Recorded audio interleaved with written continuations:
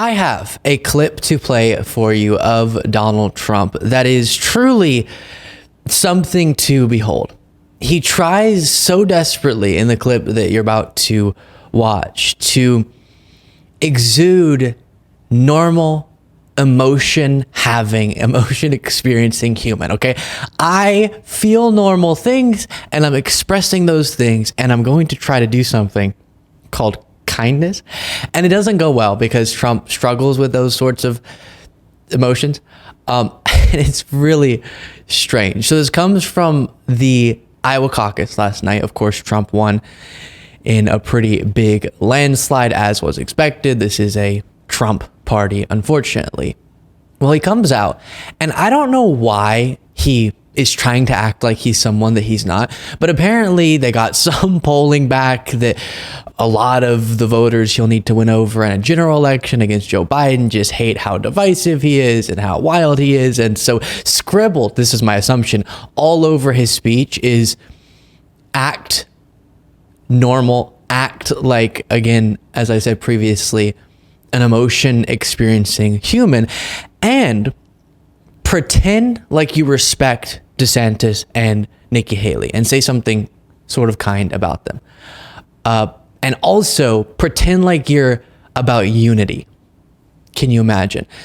So I'll show you the unity clip in just a second. But first, the clip that just really got me dying laughing because of how absurd it is. Here's Trump trying to congratulate Ron DeSantis and Nikki Haley. I want to congratulate Ron and Nikki for having a good time together. We're all having a good time together. And I think they both actually did very well. I really do. I think they both did very well. We don't even know what the outcome of second place is. And so I don't know if he's trying to mock them or if he genuinely is trying to read what was written for him and just can't deliver it authentically, genuinely. But congratulating and saying two individuals did well when they lost to you by like 30 points, it just doesn't come off right. And then going, and I don't even know who got second yet. We don't know, but they did a great job for them. It reminds me of whenever you're trying to apologize to somebody, but you don't really feel bad for what happened, but you know, just to get the conflict over, you have to apologize. And so you say something like, I'm so sorry if you were offended by what I did. I truly apologize. And they know that you're just checking a box. You know that you're just checking a box. That's how that came off to me. I want to congratulate Ron and Nikki for having a good time together. That's the language he used. A good time together. And they really did a great job both getting around 20. That's just so crazy. Okay. With that being said, here's Trump saying we need to come together. Well, yeah, we want to come together. You're making that really difficult. Well, I want to thank everybody. This has been some period of time, and most importantly, we want to thank the great people of Iowa. Thank you. We love you all. What a turnout, what a crowd. And I really think this is time now for everybody, our country, to come together. We want to come together, whether it's Republican or Democrat or liberal or conservative. Hey, maybe calling the other side vermin, and maybe saying that migrants poison the blood of America, maybe trying to block peaceful transfer of power, maybe calling for the termination of the Constitution, saying that media outlets should be crushed by the government. The language was come down hard. The government should come down hard on MSNBC. Maybe those things make it hard to sing Kumbaya with both sides. Maybe your historic level of divisive language and actions makes that really, really difficult. Maybe stripping away the rights of women makes it sort of hard to link arms and sing Kumbaya. Maybe this, from the polls that were done, I guess this was an entrance poll, a CNN entrance poll at the Iowa caucuses, found this. This makes it really hard to unite. Do you think Biden legitimately won in 2020 is the question? Yes, 28% among Republican voters in this entrance poll say yes. No is 68%. Trump has convinced 70%, at least according to this poll, and other polls are very consistent, 70% of the Republican Party to believe that the election was stolen for Joe Biden from Donald Trump. That makes it really hard, Trump, for right, left, center to all unite around a common belief, because you're trying to unravel one of the core principles we're all supposed to abide by and believe in. One of the things that's supposed to unite us is our belief in our democracy. Our belief that even if the person you don't like wins, you respect the fact that they should take over the office they won in a free and fair election. Then, by the way, also in a different entrance poll, we learned that 63% of Republicans say Trump is still fit to be president even if he's convicted. Yikes. Now, stick around for this too, because it's more just painful cringe. Ron DeSantis came out and pretended, and the Nikki Haley speech I think is even more absurd, but we'll start with DeSantis.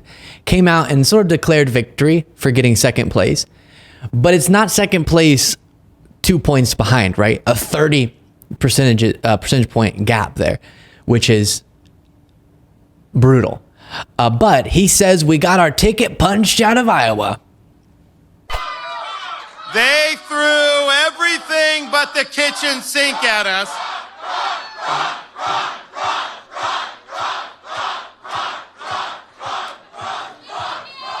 We love you too. They threw everything but the kitchen sink at us. They spent almost $50 million attacking us. No one's faced that much all the way just through Iowa. The media was against us. They were writing our obituary months DeSantis is acting a little inebriated. Ron. ago. They even called the election before people even got a chance to vote. The chance to vote. So odd energy coming from Ron, but he's declaring victory for second place. And don't criticize the media for projecting that Trump would win the Iowa caucuses when, first of all, they were absolutely correct. And second of all, even early results, and I think it was the entrance polls, were able to solidly indicate Trump was going to win. Then Nikki Haley speaks and says that the Iowa caucus made this a two-candidate race, referring to her and Trump. But she got third place. Now, I'll explain the logic after this, but on its face, a very strange thing to say when you're coming out and speaking after you got third place. I can safely say tonight, Iowa made this Republican primary a two-person race. Again, two-person race, you're in third. So would it be DeSantis and Trump? Now, the logic is DeSantis didn't crush her, and she's definitely going to do better than DeSantis in New Hampshire. So I guess I don't know how Iowa made it a two-person race. New Hampshire probably will make it a two-person race. Really, it's a one-person race, okay? Unfortunately, we're not celebrating this fact, but it's just true that Trump is going to trounce the other candidates in this primary because the Republican Party has gone MAGA. It's controlled by MAGA. Voters are choosing MAGA, and that's an issue, a reality that we have to interact with. But before we can do that, and before we can combat that reality politically, we got to accept that reality. And a lot of people aren't. Oh no, maybe the Mitt Romney type Republican will beat Trump somehow. The sort of Nikki Haley thing. It's not going to happen. The Republican Party is the Trump party. And that's what we have to be politically pushing back against. Not hoping that that's not the case. Then you have just a random clip from this morning in the aftermath of the election results where Nikki Haley said this. Are you a racist party? Are you involved in a racist party? No. We're not a racist country, Brian. We've never been a racist country. Our goal is... We've never been a racist country. We've never been a racist country. We've never been a... Nikki. I've talked about before. The debate over are we a racist country, to me, is way up in the atmosphere, nebulous. Let's talk about racism that exists. Let's talk about addressing systemic racism. Debating over that nebulous term. Are we, as a country, racist? To me, doesn't make any sense. How do we make progress based on that debate? I don't think we do. But like I said, let's talk about the manifestations of racism and how we combat that. But Nikki Haley loves saying that statement. I've never heard her say we've never been a racist country. My goodness. Make sure you subscribe to the YouTube channel. And if you want to become a member, you can do so at lukebeasleyshow.com/membership, which gets you the daily bonus show and makes you and me happy.